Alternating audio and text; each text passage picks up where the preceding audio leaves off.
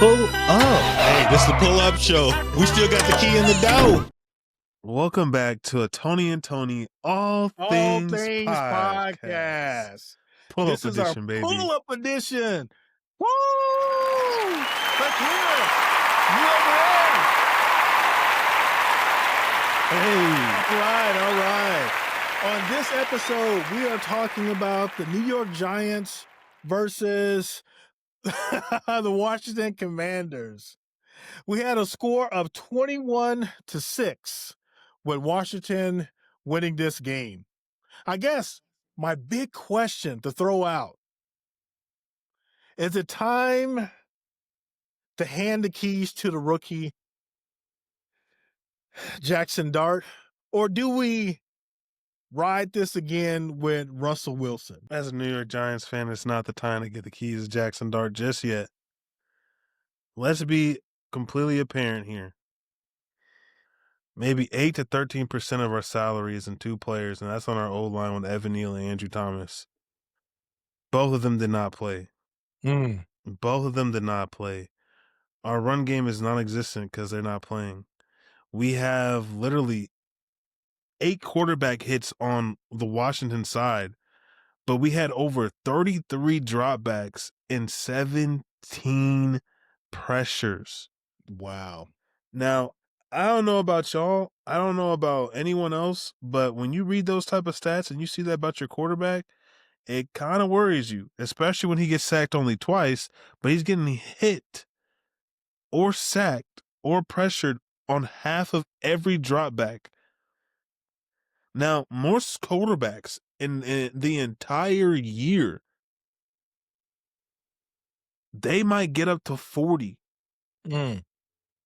might get up to maybe a 50. We had 17 pressures. Wow. In the first game. Our defense was immaculate. I don't care what anyone has to say about Jaden Daniels, and they put up 21 points. We were literally holding them to 14-3. We were literally holding them, stopping them, getting back there. Terry McLaurin, I believe, only had 2 catches on the day. Yeah, he had 2 catches for 27 yards. Deebo Samuel's off of like little sweep or jet passes or just little things across the middle or little screens. It really did all the damage. He had 7 catches for 77 yards. I mean, our defense is doing pretty well. Maybe our DBs could do a little better, but back to the original question, it really shorts down to, I still believe Russell Wilson's got to keep the keys in his hands just for a little more. Jackson Dart and the New York Giant Nation, they already want him to be in the driver's seat, but when, like I said, 8% to 13% of your salary is on the sidelines, and these are your old linemen, and your quarterback gets pressured that many times, what are you going to expect from any quarterback? Yeah, that's true. I mean, I think, yes, Russell Wilson, he did a good job. I mean, he was able to hit them with the top wide receiver. Was it Hinton? He was able to hit him. I think I saw like 3 big plays that he was able to hit him on. I think you got to stick with Russell, but this is New York. I mean, New York is about winning. They don't have time to, and especially when you have Jackson Dart, who did fairly well during the preseason. It's like they see this guy as, this is our man right here. This is the next coming of Eli Manning. It's like they're looking at him. Plus, he can run. I mean, he's going to keep plays open. So, I mean, I know that is a big debate. There's a lot of pressure in New York. And I kind of feel bad for Russell because, I mean, they only got him basically on a 1-year contract. I mean, this is a rental. Yeah. So he knows, yeah, this is it for me. Basically, he's just playing to audition. Hopefully he can get another 1-year contract with somebody else. Yeah. But he has to show up and show out this next game coming up. But yeah, I think you're right. You got to stick with Russell on this one. But I think they're going to be calling for him if they end up losing this game or the offense doesn't improve. This could be kind of hard living in New York if you're Russell Wilson. Right. But let me ask you this. What was your expectation of the Giants offense going into this game? Well, asking a Giants fan my expectations is I'm always gonna be thinking that we're gonna do good and we're gonna have a great year. We got Malik Neighbors, we got Cam Scottaboo, we got Tyrone Tracy, we got Singleton, Russell Wilson. Our O line's different. We got good tight ends, Theo Johnson. I mean, I'm just listing some people, but Mondale Robinson, Jalen Hyatt. You know, you always think we got weapons, we got these things, we have all these things, but big thing that people were saying is when you're doubling Malik Neighbors all game and it's Darius Slayton out there and you can just one on one him, Mm, it's kind of like, so who's the options? right. Who are you gonna throw the ball to? And I know a lot of people are like, man, Russell Wilson's so quick to throw the check down. I'm like, when you get pressured all those times, I mean, you're gonna take the sack or throw the ball. I mean, like we just talked about Caleb Williams. He sees a wide open man, doesn't throw the ball, but with Russell Wilson, he looks and goes, as a veteran's like, yeah, this ain't gonna work. Checks it down. But at the end of the day, what does that say? I mean, watching the game, it's like Malik Neighbors has a man over top and underneath. Russell Wilson threw him two or three 50-50 balls. Mm. So it's not like Russell Wilson not giving everybody a chance, you know? That's true. That's true. It it really comes down to, like I said, our O-line missing our 2 best players changes the game for us. Jackson Dart, you know, my friend was like, "Man, we got Jackson Dart and he could have maneuvered the pocket better." I'm like, "What pocket?" He could have ran this offense better if he had. I'm like, I always like to say, don't let the preseason fool you. Right. So yeah. I mean, I'll be honest, I was fooled by the preseason. I was. I mean, you had the whole thing. What was that? I'm trying to get my fingers right. What was it that Jameis Wilson Oh, the legs? You had the three amigos, then you end up trading what's it, Tommy DeVito, what his name yeah, was? letting him go. Yeah, letting him go. And it was just like, man, it just seemed like this is the team I want to follow. It's like they were Yeah. just all excited. You had that camaraderie with the quarterbacks. Normally you don't see that with quarterbacks.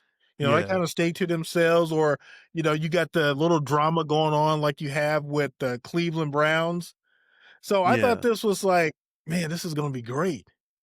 Um, you guys have all-star caliber players in some of your key positions. And I know you, like you said, there are some people that were out. I just think that, I mean, you know what you're getting with Russell. He's always going to throw that balloon ball. So it's almost Yeah. like in some plays, it's going to be that 50-50. It's going to give your receiver a chance in order to fight for that ball. But I think a lot of times he's not the same Russell Wilson that you had in Seattle, where the pocket breaks down, he's going to quickly scamper out. Now he's more okay. I got to sit in here, and he's going to be taking a lot more sacks and a lot more hits. Mm. So I think Russell, he knows this could be it. This is how you find yourself out of the league. But they brought him here, and I think the Giants are going to give him a chance. Yeah. Um, and I don't know, like, are those players that you mentioned, are they going to be coming back for next week, or they're still going to be out? It's just like hamstring industries or what? Andrew Thomas, pretty sure his foot. He's trying to heal off his foot surgery. Evan Neal, he should be back next week. There's no excuse for him not to be. We moved him out from tackle into left guard, or we moved him from tackle into guard, and it just shows. It just shows not having your best players on offense be out there. Because you can't run the ball, you can't move the ball downfield. Everything's a check down because those screens don't work. You can't even get your best players out there to do anything. I mean, Darius Slayton really just ran around the entire game. He has 0 receptions, 1 target, and Mm, he's our number 2 wide receiver. I mean, wow. it's just like he didn't do anything. He really didn't do anything. Malik Neighbors has 12 targets with 5 receptions. So, I mean, him and Wandell Robinson took all the yards. They did everything. They did everything they could. And everything else is really just checkdowns. So, I mean, we got talent, we got these things. We got and, like, I think we discussed this before we even did this was coaching is good. You got the players. You just need to put together drives, put together wins. And I know everybody's like, "Man, our defensive coordinator's not good." Our defensive coordinator was great. He's the Mm, reason why we got Brian Burns, we have Abdul Carter, we have Kayvon Thibodeau, we got, Drew Phillips, Tyler Nubin. We got all these new corners, and our DB room can use a little work because there's a lot of places where I believe we could do better. I believe it's in our DBs and our O-line. But year after right. year, it's like we get all these generational players, and then we think, "Oh, maybe they're not good anymore," and then we let them go, and then they go to another team where they shine. So, at this point, it's not the players. It's starting to look like the organization. Right. And I got here, it looks like the O line gave up 5 sacks. Like you said, you got some players missing, but this has always been a problem with that O line. Um, so it makes you think because if you look at um, who's your quarterback you guys had last year, Daniel Jones. and then you see what he did with the Colts. Yeah. So you started thinking, okay, what's going on here? Has to be that line. So I don't know. I think, like you said, you guys have great players, and then once they get to the point where they're looking for um, a new contract extension or something like that, then they let them go, thinking, okay, well, we're going to bring up the second stringer. Yeah, we're going to put him in there, and everything is going to work out. So I don't know what's all going on with that. I get it; it's a business. Everyone's trying to move money around, but they really need to work on that O line. The same with the Bears. Like I said, we got 3 new players out there, so we definitely need to see better gameplay from our O-line on both teams. Right. Um, I look at here the time of possession. Do you think that was a did that before I go into the time of possession, because this is something I thought was very interesting because we have a player like DJ Moore, where they showed him last year, towards maybe the middle or in part of the season where he's getting upset. You have your number one receiver already getting upset with the coach. What does that say about the team or the player? Is it just he's just very passionate? He wants to win because he's going against his old quarterback. You know, is it just that, just the emotions, or is this basically saying, ah, I know we don't have it all together, and I'm just expressing it because no one knows what we have, that this is not all the way put together, and he can see it in practices. I believe I know everybody takes that as like a he's arguing with the coach, so he's fed Mhm. up, this and that. But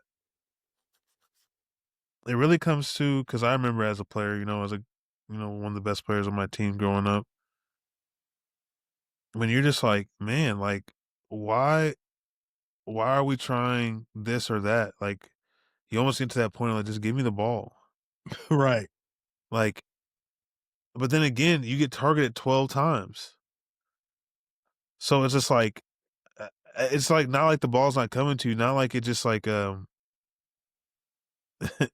not getting the ball. It's more like, man, it's like I'm just so tired of being out here doing what I can, doing the most, and it's not enough. right, Like you being able to take two players off the field at all times taking a safety or taking 2 DBs with you and nobody else can get open is tiring. That's When you're true. just like you're like, "If I'm locked up and they got 2 people on me, what's going on in the back end? Why can't nobody else get open? What's going on back there? We can't move the ball." I mean, the Commanders and Giants had the same amount of possession of time. Only thing that's different is one had the ball 1 minute longer than the other, and the Giants had the ball 1 minute more. So, Yeah. it's kinda like when you go down the stats and you look at everything, it's just like, man, the real difference is, I mean, the Commanders even had 12 penalties for 89 yards. They they really just had the run game. They had 220 yards rushing. So, I Wow. mean,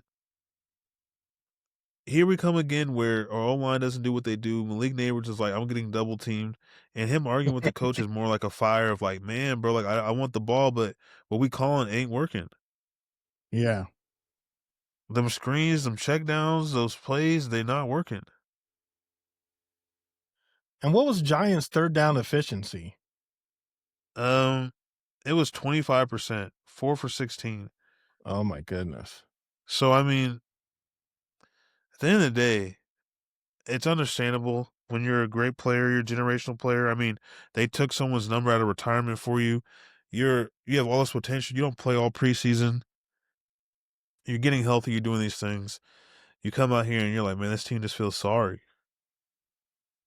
Even though you know you're not. Even though, like you said, all that hype. I mean, it can't just be the fans feeling that hype. It's in the organization. You feel that hype, and you come Yeah. back out first game and you lay an egg. Right.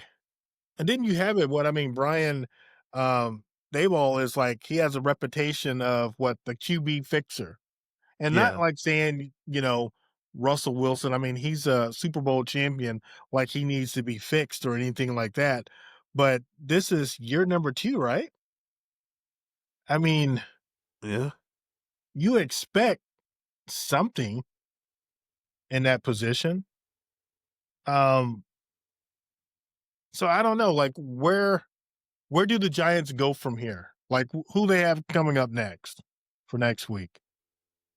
The Giants right now, they have the Chiefs coming up, or the Ooh, Cowboys coming up next week. Cowboys. Okay. Is that at home or Actually, I believe it should be at home.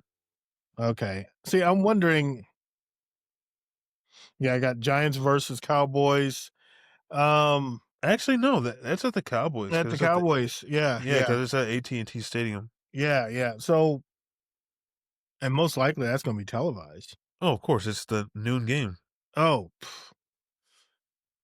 which is kind of odd because Cowboys usually don't play that noon game. They're usually at that late game.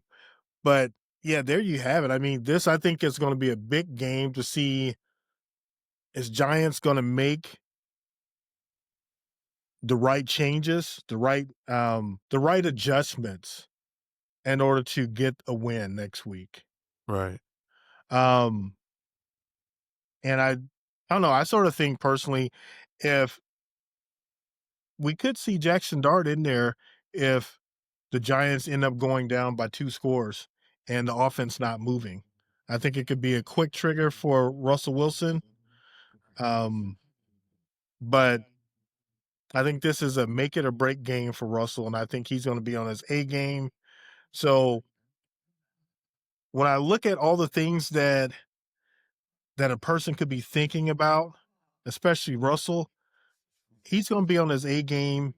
He's going to make sure that he's targeting your top receiver, hitting the tight end, and he's going to be more vocal about the play calling. Going with things that are going to work for him that he sees. I mean, because he's the coach when he's out there on Yeah. that field, so he's going to see things that your offensive coordinator is not. So I Yeah. think this is going to be a good game, and I mean, you're going against the Cowboys. I mean, this is going to be could be the game of the week to watch. I don't know who else is playing, but I think this is could be one of the games of the week. It definitely will be. It definitely will be. So other than that, I mean, I didn't have anything else about this particular game. Um, is there anything like what are you looking forward to seeing? And with this upcoming game? With my closing remarks about this upcoming game, really, I just want to see our defense still play well. Right now the Cowboys defense doesn't look that good either. So I really am looking forward to us just to be able to run the ball some. Just to give Mm, Malik Neighbors a chance to make big plays because he's a big time wide receiver. Just that's true. to be able to really just run the ball. I mean, passing the ball, we're gonna Russell Wilson's gonna force some stuff. I want to see our defense still play well. I want to see our defense still do the things that they were doing, create a little more sacks, some more pressures, and honestly, just run the ball. We can't run the ball. We can't throw the ball. That's just simple.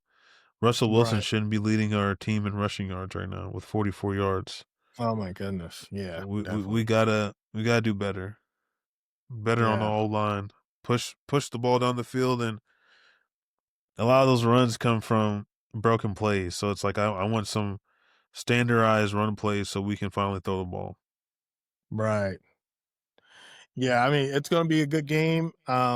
Just like with the Bears, we have two divisional games.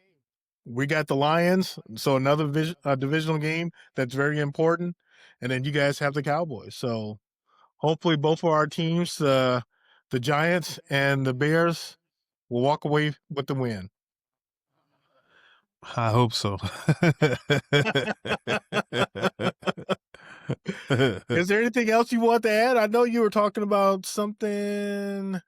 Oh, yeah, so I guess quick little thing, I was gonna talk about Clemson football here, baby. Disappointed first half, excited second half. Going forward, just want to make sure Clemson's not only just winning against the good teams, winning against the bad teams, winning against the okay teams. It's about coming out more than just the first drive. It's about literally making sure that you are dominating from the jump, Mm, not just lackadaisically going into the halftime and Dable screaming his head off, and then you finally like, okay, let's get it done. And again, we need a run game.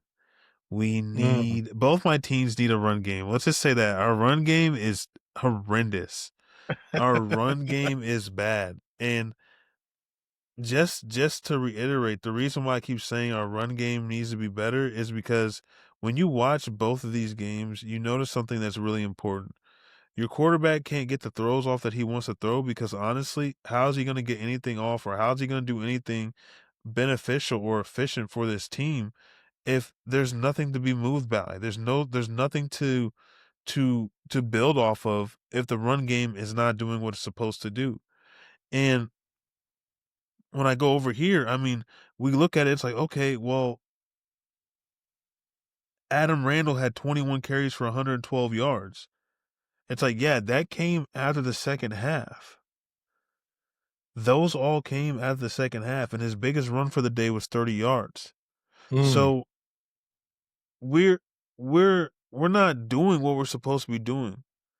And this is right. against Troy.